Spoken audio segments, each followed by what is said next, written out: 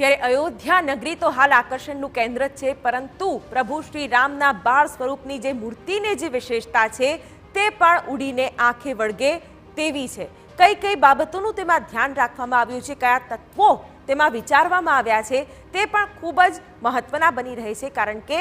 બાળ સ્વરૂપમાં જ્યારે રામલલા બિરાજમાન થશે ત્યારે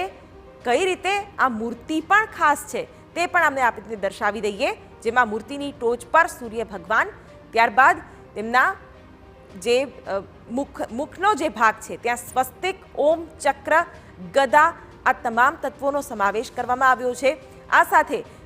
કઈ કઈ બાબતોનું આમાં ધ્યાન આપવામાં આવ્યું છે, 10 અવતારનો પણ સમાવેશ કરવામાં આવ્યો છે, જેમાં મત્સ્ય અવતાર, વરાહ અવતાર, નૃસિંહ અવતાર, વામન અવતાર, આ જે પણ વિષ્ણુ અવતારો છે તેનો પણ ક્યાંક ક્યાંક સમાવેશ કરવામાં આવ્યો છે, તેના કેટલાક અંશો લેવામાં આવ્યા છે। બીજી તરફ પરશુરામ, રામ, કૃષ્ણ,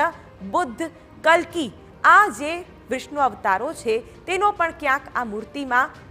કોઈ ઘટકો લઈને સમાવેશ કરાયો છે। આ મૂર્તિનું વજન 200 કિલોગ્રામ છે અને તેને શાલિગ્રામ પથ્થરથી બનાવવામાં આવી છે, તે પણ તેની એક ખાસ બાબત છે। તો જે મૂર્તિનો જે બહારનો ભાગ છે ત્યાં હનુમાન અને ગરુડના ચિહ્નો પણ મૂકવામાં આવ્યા છે, એટલે ક્યાંક આ જે મૂર્તિ છે તે પણ વિશેષ બની જાય છે।